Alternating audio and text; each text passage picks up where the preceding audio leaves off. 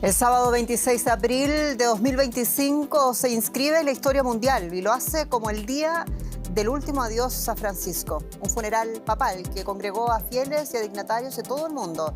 Las imágenes de este día ya en Roma hablan de testimonios de cariño sincero y también profundo reconocimiento al legado del Papa argentino.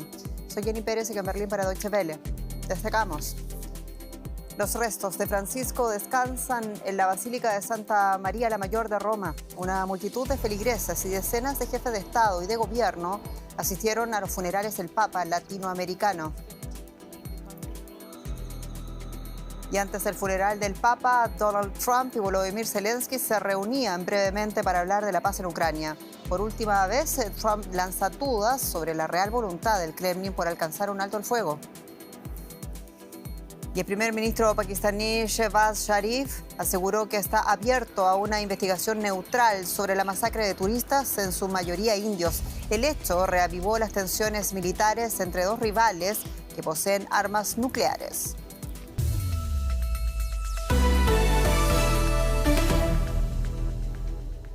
Ha sido el último viaje de Francisco. 6 kilómetros del cortejo fúnebre desde la Basílica de San Pedro hasta su iglesia favorita, la Basílica de Santa María la Mayor de Roma.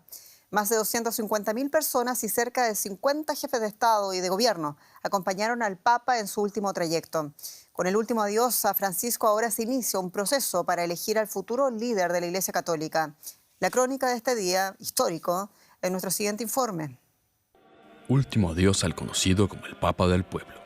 Se calcula que unos 250.000 feligreses acudieron a la Plaza de San Pedro para despedir al líder católico, el Papa Francisco, antes de dirigirse a su morada final. Fallecido el lunes de Pascua tras meses de enfermedad, el Papa Francisco pareció reunir sus últimos arrestos para protagonizar su última Semana Santa. Líderes mundiales como Donald Trump o el presidente ucraniano Volodymyr Zelensky dijeron adiós al Papa Francisco. Las autoridades eclesiásticas hicieron un llamamiento a los reunidos a continuar el legado de Francisco como pacificador. El Papa Francisco alzó su voz incansablemente para pedir la paz, con un llamado a la razón y a la negociación honesta para encontrar posibles soluciones. La guerra, solía decir, deja el mundo peor que antes. Es una derrota trágica y dolorosa para todos.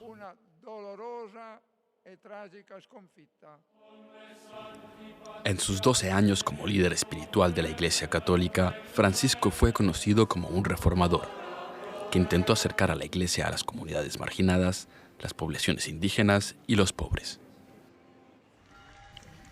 Mientras el cortejo fúnebre atravesaba las calles de Roma, las multitudes de dolientes eran un reflejo de la vida del Papa Francisco. Quiero agradecerle que nos enseñó cómo amar más al pobre, a los olvidados. Y quiero agradecerle que fuera un buen pastor y guía espiritual. Su sonrisa, la sonrisa del Papa quedará siempre en nuestros corazones. Siempre sonreía, siempre positivo. Extrañaremos su sonrisa. Siempre recordaré cuando lo vi de cerca. Era una persona normal, uno de nosotros. Ayudó a mucha gente, lo sé con certeza. Los restos mortales del Papa Francisco fueron inhumados en la Basílica de Santa María la Mayor. Y ahora empieza la elección del próximo guía espiritual de unos 1.400 millones de católicos. Ya a continuación ampliamos el balance de esta jornada histórica en Roma con Johan Ramírez, enviado especial. Escuchemos. Multitudinarias y conmovedoras. Son dos palabras que bien podrían resumir la jornada de este sábado en lo que fueron los funerales de Estado del Papa Francisco. De acuerdo con medios locales como el diario La República, al menos 400.000 personas se habrían reunido en la Plaza de San Pedro y los alrededores de la Ciudad del Vaticano para despedir a Francisco, y otras 200.000 se habrían unido al cortejo fúnebre que trasladó los restos mortales del pontífice desde la Basílica de San Pedro a mis espaldas hasta la Basílica de Santa María la Mayor, donde ahora descansan. Esa basílica ya para esta tarde del sábado se había convertido en un lugar de peregrinaje, porque cientos de fieles seguían desfilando por allí también para seguir despidiéndose del Papa. Para este domingo está previsto que a las 4 de la tarde, hora local, también los más de 150 cardenales venidos de todo el mundo vayan allí para seguir rindiendo tributo a Francisco, y el lunes entonces retomarán sus actividades relacionadas con lo que será la convocatoria del cónclave, que en algunos días o semanas debería entonces definir quién será el nuevo líder de la Iglesia Católica. Y entre las decenas de jefes de Estado y de Gobierno presentes esta mañana en el funeral del Papa Francisco, la llegada de Donald Trump y Volodymyr Zelensky eclipsaron la atención de la multitud de la Plaza de San Pedro. Hubo silencio ante la llegada de Trump y un caluroso aplauso para Zelensky. Justo antes del inicio del funeral, ambos mandatarios se reunieron informalmente durante 15 minutos. ¿Qué se dijeron? Todavía sigue siendo una incógnita. Ello mientras la guerra en Ucrania continúa. Tras la ola de ataques rusos, la situación estratégica más delicada es en la región de Kursk, que Rusia asegura haber retomado.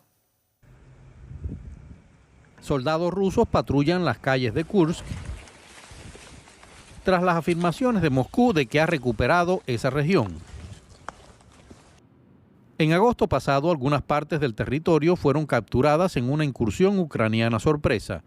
Kiev niega que sus fuerzas hayan sido expulsadas y asegura mantener todavía algunas posiciones a pesar de lo que califica de una situación difícil.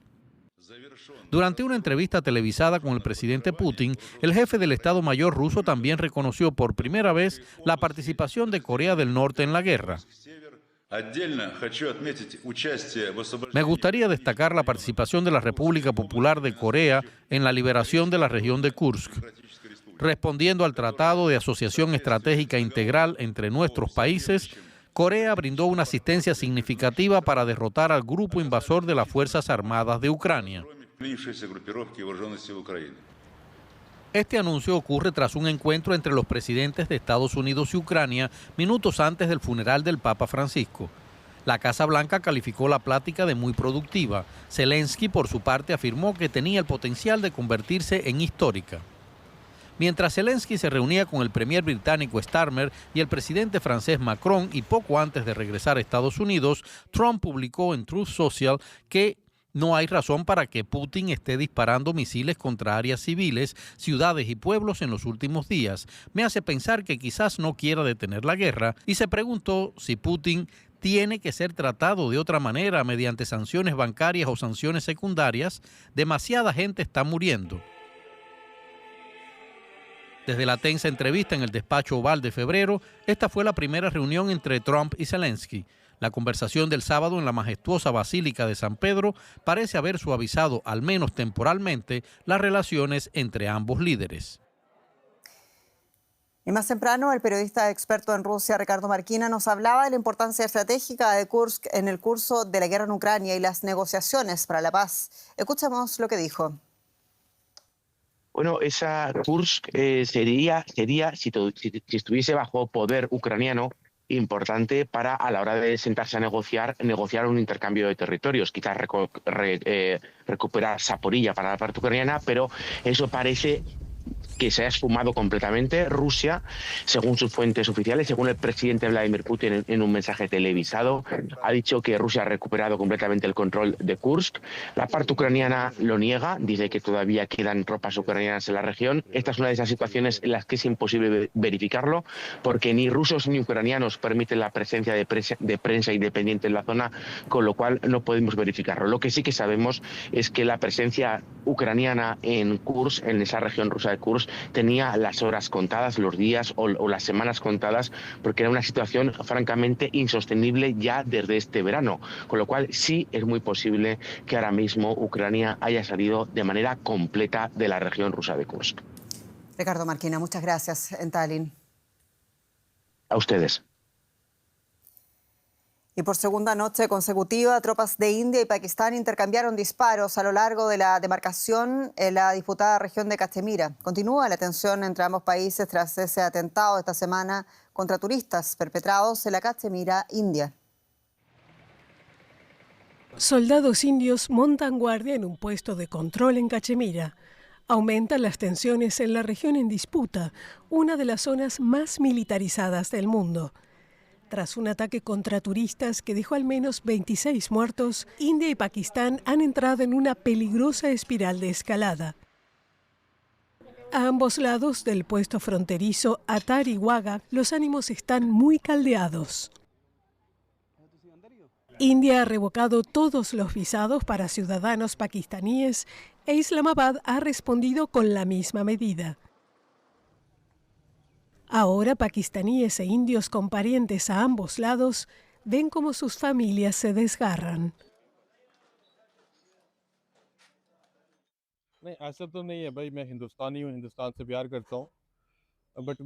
Soy indio y amo a mi país, amo a la India, pero mi familia está aquí y no es que odie Pakistán, también amo Pakistán. No tenemos voz en la política y las decisiones que se toman en las altas esferas.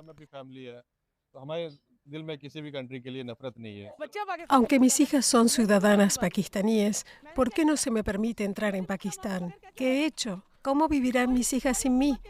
Ningún gobierno separa a los hijos de sus madres. India suspendió el Tratado de las Aguas del Indo, que regula el uso del agua que fluye a través del territorio controlado por India hacia Pakistán. Más del 80% de la agricultura de Pakistán depende de esa agua. Durante una visita a una academia militar, el primer ministro Shehbaz Sharif afirmó que el ejército de Pakistán está preparado para defender su soberanía. El agua es de interés nacional vital para Pakistán.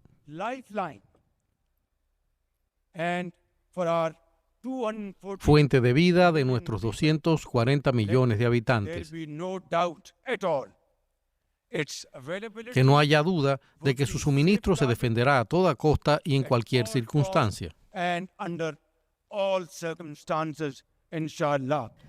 Mientras India y Pakistán están al borde de la guerra, Naciones Unidas urge a ambos vecinos a actuar con máxima moderación. El gobierno de Estados Unidos calificó de positiva la tercera ronda de negociaciones con Irán sobre el programa nuclear del país asiático. Un encuentro que incluyó expertos de ambos países. A pesar del avance, la Casa Blanca también planteó que queda mucho por discutir. Estas negociaciones en Omán, en Washington, busca allí evitar que Irán desarrolle armas nucleares, mientras que la República Islámica de Irán defiende el derecho al uso pacífico de la energía atómica y pide el fin de las sanciones. El presidente Donald Trump reiteró en una entrevista de la revista Time su amenaza de recurrir a la acción militar si no hay un acuerdo. Las negociaciones continuarán el sábado próximo en Europa. Más noticias internacionales a continuación. El presidente de la Autoridad Nacional Palestina, Mahmoud Abbas, nombró a Hussein al-Sheikh como asesor próximo como el presidente de la OLP, la Organización para la Liberación de Palestina. La OLP acoge a todas las facciones políticas palestinas, salvo a Yihad Islámica y Hamas, y es el organismo autorizado a negociar tratados internacionales en nombre del pueblo palestino. Virginia Giuffre, una de las primeras acusadoras de Jeffrey Epstein por abusos sexuales, se quitó la vida en Australia a sus 41 años. Tras convertirse en una figura central en la demanda contra Epstein, centró sus esfuerzos en defender a las víctimas de trata sexual. También denunció al príncipe Andrés de Reino Unido. Y hoy fue el último adiós de Francisco en Roma y también en Argentina. La Plaza de Mayo de Buenos Aires recibió a miles de personas para despedir al Papa. El acto principal fue la misa exequial que se celebró en la Catedral Metropolitana de Buenos Aires y que fue oficiada por el arzobispo de esa ciudad, por Jorge García Cuerva. Desde el altar, emplazado en las escaleras del templo, la ceremonia comenzaba a las 10 de la mañana Fieles curiosos y también argentinos orgullosos de haber tenido un papa en su país llegaron por la mítica Avenida de Mayo con banderas, estampas y rosarios a agradecer a Francisco. Aquí nos despedimos. Muchas gracias y hasta pronto.